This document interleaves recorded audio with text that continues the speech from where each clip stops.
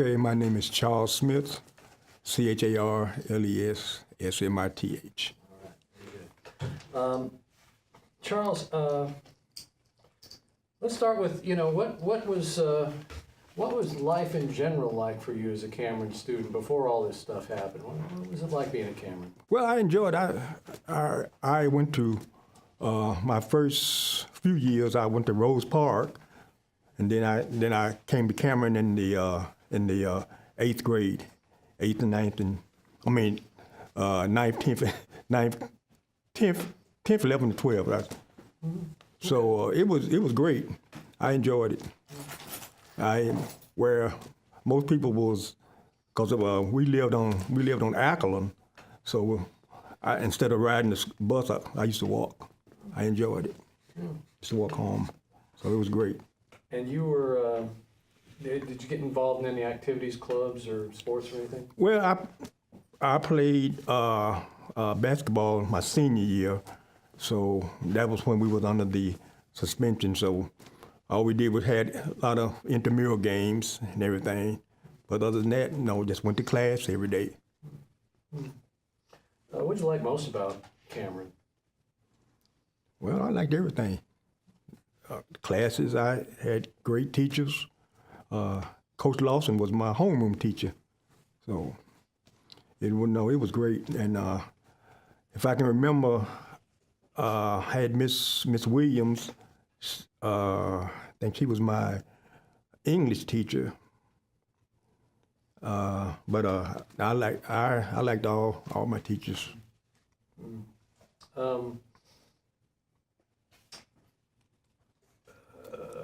This happens to me this time of day. Give me a second. Sorry. So you, sounds like you're pretty easygoing, enjoying Right. school. Yeah. Things are going along. Yes. I was told, Deborah told me you didn't actually go to the Stratford No, Cameron game. I didn't. Was that just circumstances? You just Well, I didn't go. Back then, my parents was kind of strict. They didn't allow me to go to a lot of things like that. But which I was shocked because they let me play on the team, but I didn't. If we wasn't playing, I didn't attend any games before that at all. And the thing about I didn't hear about anything until after it was all over with.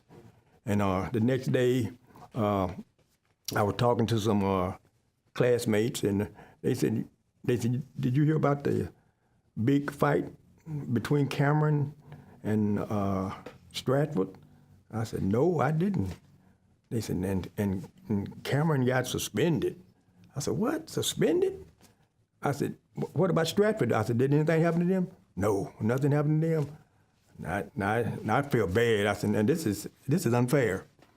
Why would one school get suspended and the other school gets away scot-free?" On some level, you had to know the answer to that question. And Well, yes, it doesn't yeah. hurt my feelings. Right.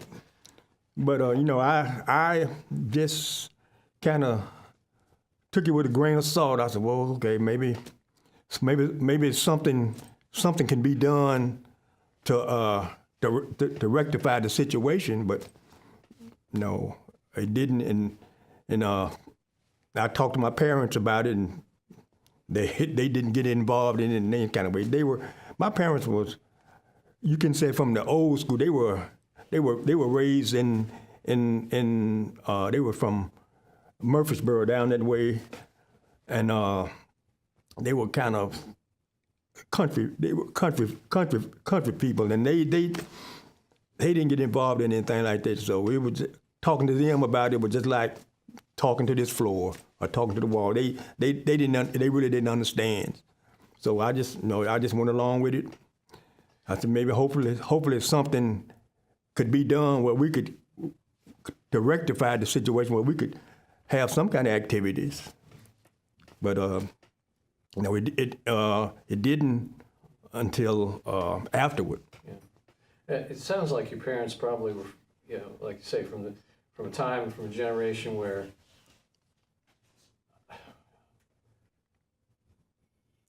they had to be really careful to Right. rock the boat Right.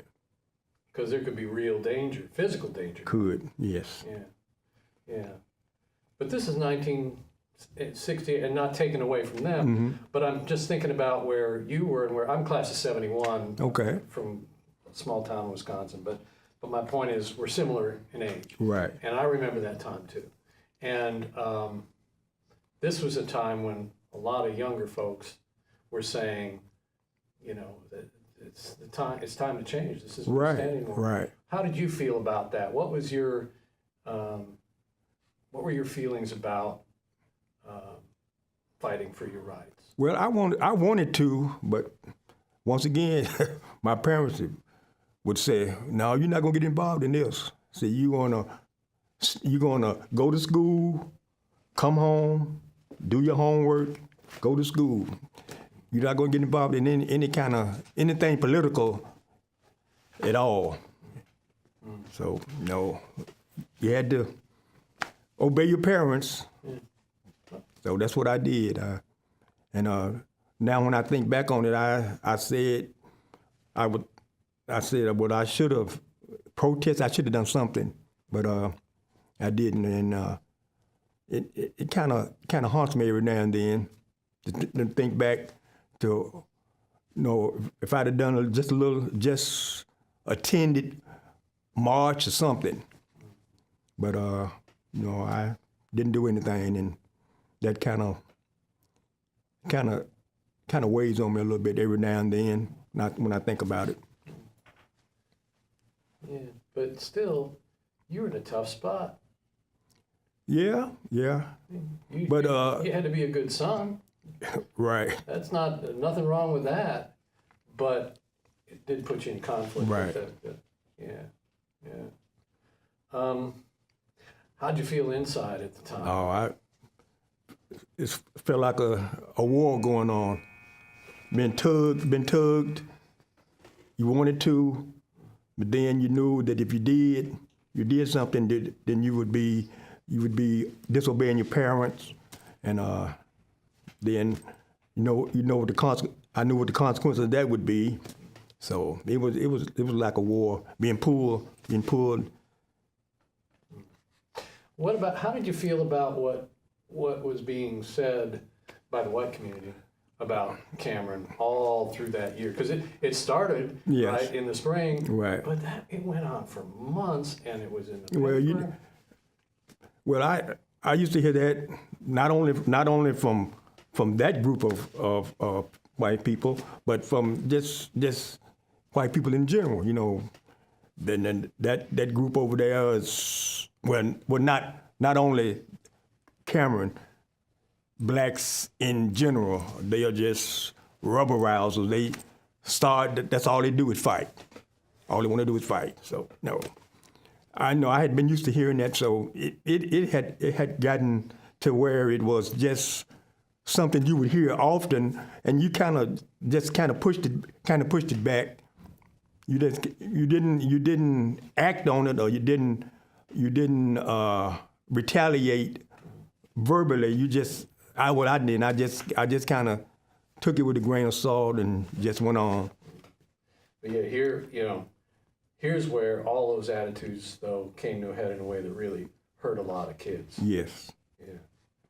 'Cause, I get it. The attitudes were there, and you did what you could. You did what you needed to do to make a life for yourself, and then all of a sudden the hammer comes down for no good reason. Right. Yeah.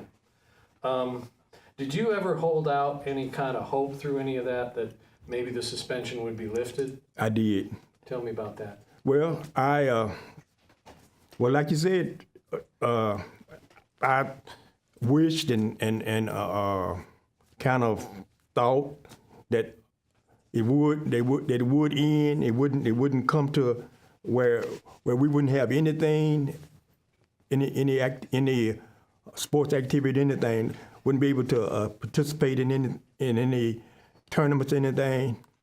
But then when it went on and nothing came about, then no, I was just devastated. I was just devastated. I really don't even know how to put it in words.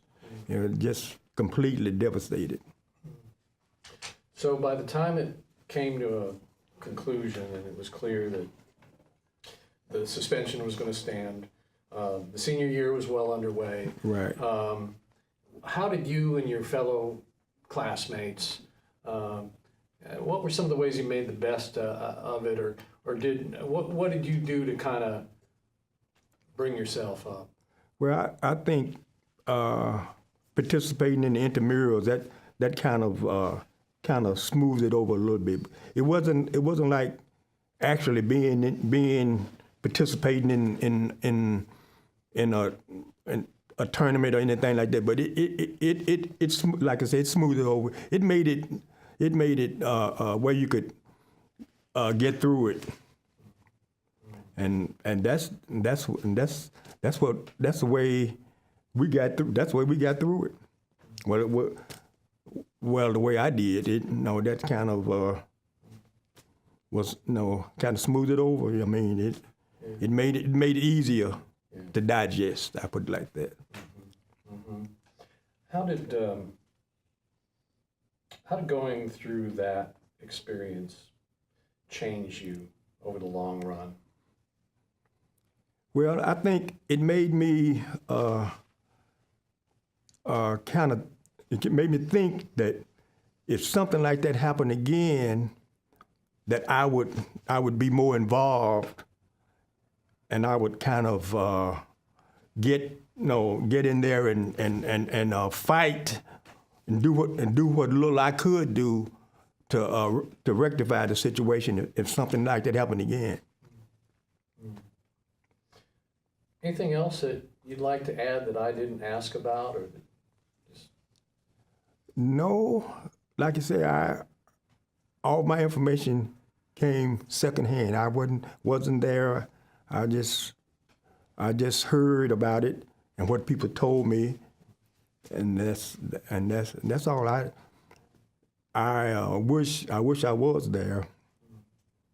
But in a way, you lived through a lot of your experience was what they talked about in the court case. And what I mean by that is that you weren't there. Mm-hmm. You didn't participate. You weren't on the team. You weren't in the stands. You were just a kid going to high school. Right.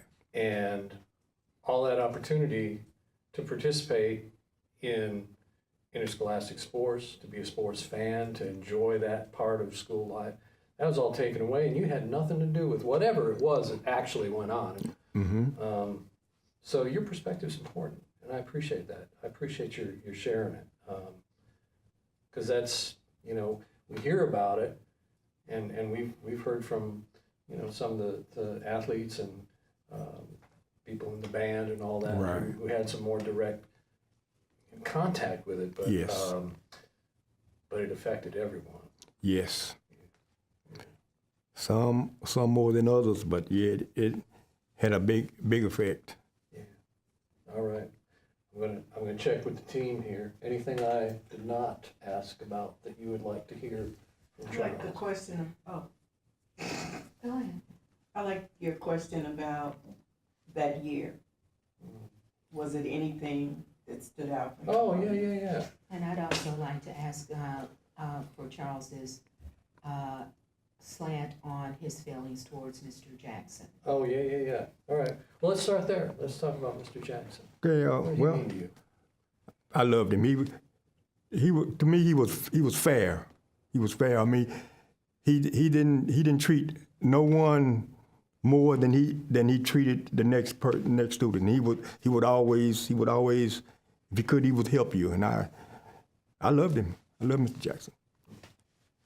How did you feel about how unfairly he was treated? Well, I know he was treated very unfair, and I didn't, like I said, I didn't hear. I just heard about that, and I was very disappointed with it. Disappointed situation. Well, let's end on a upbeat note if we can, and that is, and I kind of started down that road and then I veered off of it. But your senior year, any happy moments or experiences that stick in your memory that you really enjoy, that you look back on and you went, yeah, that was great? Well, the entire year was good. I mean, I getting ready to graduate, and it was good. And like I said, playing intramurals, that was the only thing that kind of got me through that year. And I knew that I'd be walking across that stage real soon, so I was ready to move on to the next phase. Like high school kids everywhere. Yes.